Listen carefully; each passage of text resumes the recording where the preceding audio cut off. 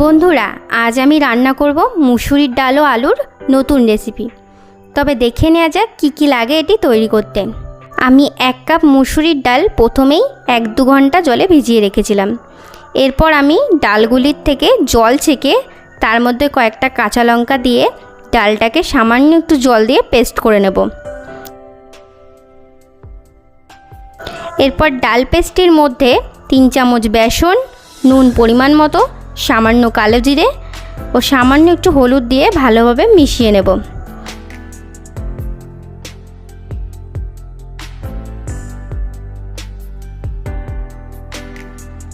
ভালোভাবে মেশানো হয়ে গেলে তাতে 1 চামচ সর্ষের তেল দিয়ে দেব এবং আরেকটু ভালো করে মিশিয়ে নেব। দেখুন বন্ধুরা, পেস্টটি এমন গাঢ় হয়ে আসলে রেডি ভাজার জন্য। এরপর কড়াইতে তেল গরম করে নেব। তেল গরম হয়ে গেলে আমি চামচে করে পেস্টটি দিয়ে বড়া তৈরি করে নেব।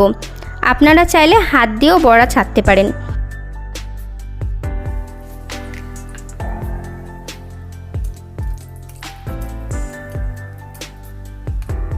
দেখুন বন্ধুরা, বড়াগুলি কি সুন্দর ফুলে উঠেছে। এরপর বড়াগুলির এক পিঠ হয়ে গেলে উল্টো পিঠও লাল করে ভেজে নেব। এমন কালার এসে গেলে বড়াগুলি তুলে নেব।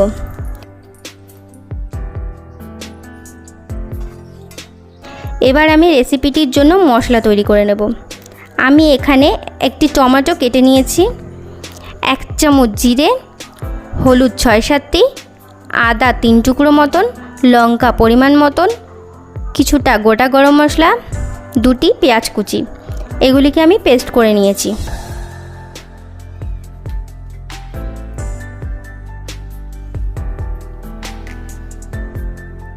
দেখুন বন্ধুরা, 1 কাপ মুসুরির ডাল থেকে কত বড়া হয়েছে। এরপর আগে থেকে কেটে ধুয়ে রাখা আলুগুলি দিয়ে ভেজে নেব।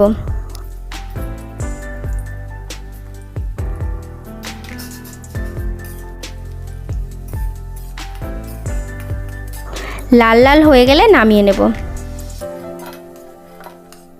এবার ওই তেলে 2টি তেজপাতা ও 2টি শুকনো লঙ্কা ফোড়ন দিয়ে দেব। এগুলি ভাজা হয়ে গেলে আগে থেকে করে রাখা পেস্টটি দিয়ে দেব এবং সামান্য নেড়ে নেব।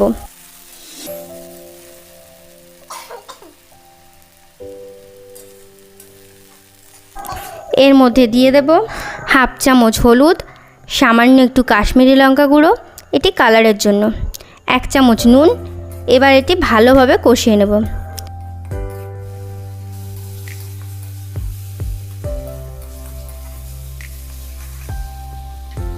ভালোভাবে কষানো হয়ে গেলে এর মধ্যে ভেজে রাখা আলুগুলি দিয়ে দেব।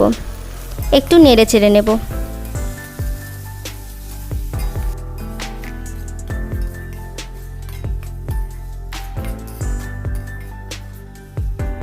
এবার জল দেওয়ার পালা। আমি প্রথমেই মশলা ধোয়ার জলটি দিয়েছি।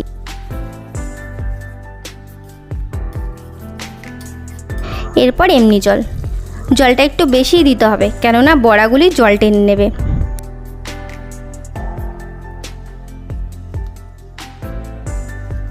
ঝোল ফুটে গেলে বড়াগুলি দিয়ে দেব।